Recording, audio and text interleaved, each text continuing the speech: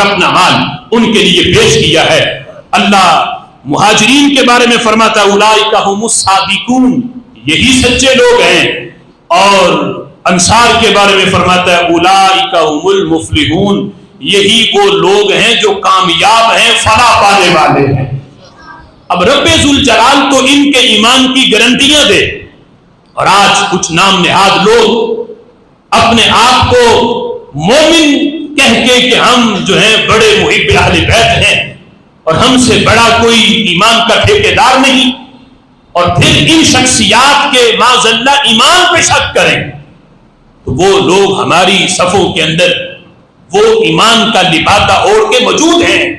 آج ضرورت ہے کہ ان لوگوں کو پہچانو، اور یہ لوگ اب کسی سے چھپے نہیں رہے۔ یہ جو بل چند دن پہلے قومی اسمبلی سے اور پھر سینٹ سے پاس ہوا، اس بل نے ان تمام لوگوں کو بے نقاب کر دیا۔ ہم اپنی تقریروں میں تحریروں میں بتاتے رہے عوام کو کہ یہ جھوٹا محبت اہل بیت کا انہوں نے لبادہ اوڑھا ہے، یہ کوئی محب اہل بیت نہیں، لیکن لوگ ہم سے کہتے ہیں ہم نے تو کبھی ان سے اس طرح کی باتیں نہیں سنی جیسی آپ اپنی تقریروں تحریروں میں کہتے ہو۔ آج اس بل کے پاس ہونے سے پہلے جب بھی کبھی حکومتی سطح پہ کوئی اجلاس ہوتا، یعنی صحابہ کرام علیہم رضوان کی نموز کے حوالے سے، تو وہ لوگ آگے جو ان کے آئے ہوتے نمائندے وہ کہتے تو ہم تو سب کو ماننے والے ہیں، ہم تو سب کی نموز کی حفاظت کرتے ہیں، ہم تو کسی کے گستاخ نہیں، یعنی اس طرح کا تکیہ کر کے وہ اپنی خباثت کو چھپاتے رہے۔ لیکن قومی اسمبلی میں صحابہ کرام علیہم رضوان کی نموز کا جو بل اب پاس ہوا ہے، اس بل نے اب انہیں چھپنے نہ دیا، اس نے ان کو بالکل کھل کے واضح کر دیا کہ یہ وہ لوگ ہیں، اور آج وہ لوگ احتجاج کا اعلان کرتے پھر رہے ہیں کہ ہم اس بل کے خلاف احتجاج کرتے ہیں، ہمیں یہ بل منظور نہیں۔ یہ محض ایک مسلک کو راضی کیا گیا، حالانکہ میں نے پچھلے جمعے بھی بتایا کہ صدیق اکبر کی نموز پہ پہلا دینا یہ صرف اہل سنت مسلک کا کام نہیں، یہ جو بھی کلمہ پڑھتا ہے اور اپنے آپ کو یہ کہتا ہے کہ میں حضور کا امتی ہوں، تو یہ تو مرکز ایمان ہے۔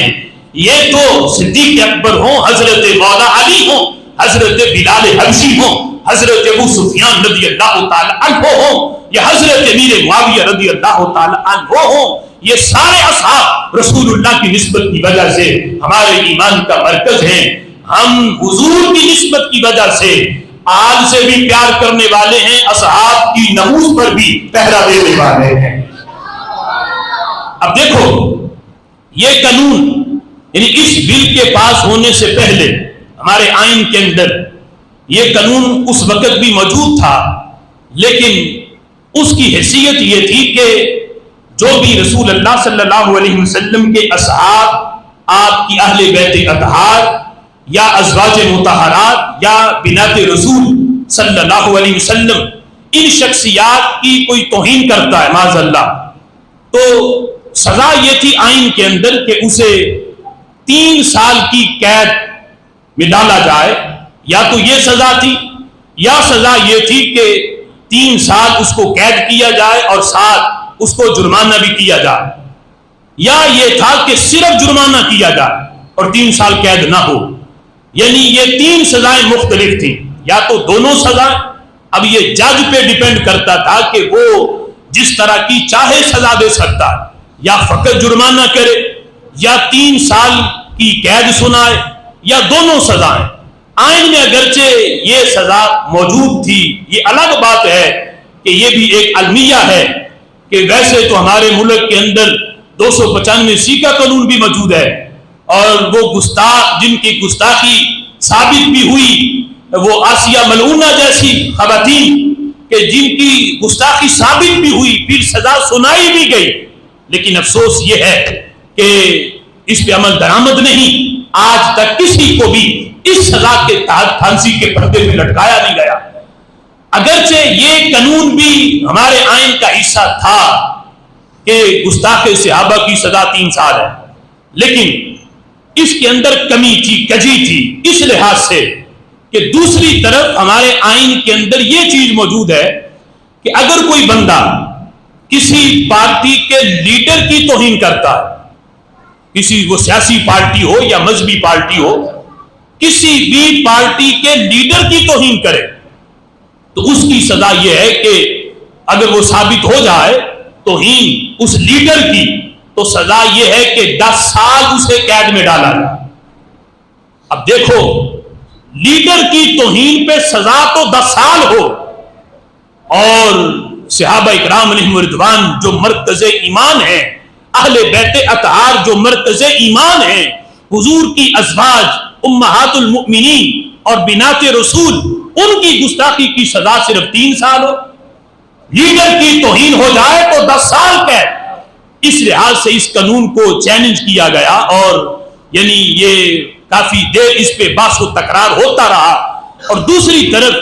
یعنی یہ تھا کہ اگر کوئی بندہ یعنی کسی شخص کی یعنی عزت کی ہتک کرتا ہے تو اس پر بھی سزا یہ تھی کہ 10 سال جو ہے اس کو قید میں ڈالا جائے۔ تو اس وجہ سے بھی یہ چیز بھی اس بل کو منظور کروانے میں ہمارے لیے مددگار ثابت ہوئی کہ ایک عام شخص کی توہین کوئی کرے تو اس کی سزا تو 10 سال ہو، اور صحابہ کرام علیہم رضوان جو مرکز ایمان ہیں ان کی توہین کی سزا صرف یہ ہے کہ اسے 3 سال قید میں ڈالا جائے۔ تو یہ ساری بحث و تکرار کے بعد بالآخر قومی اسمبلی کے اندر اس بل کو پیش کیا گیا۔ یہ بل یعنی اتفاق رائے سے، کثرت رائے سے یہ بل پاس ہوا قومی اسمبلی میں، پھر یہ سینٹ میں پیش ہوا، اور پھر سینٹ میں بھی پاس ہو کر آئین کا حصہ بنا۔ اور اب جو سزا یہ بنی کہ کوئی بھی اگر رسول اللہ کے اصحاب، آپ کی آل، آپ کی ازواج یا بنات رسول میں کسی کی توہین کرتا ہے تو اس کی سزا یہ ہے کہ اسے عمر قید سزا ہو، پوری قید یعنی پوری عمر اس کو جیل میں ڈالا جائے۔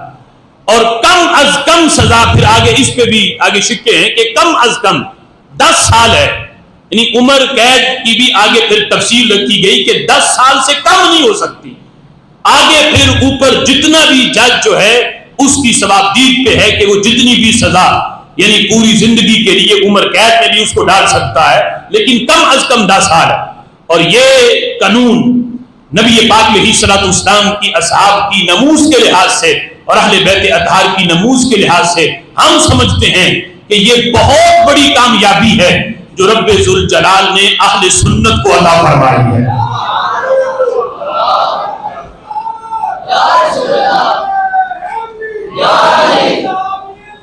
جنتی جنتی جنتی جنتی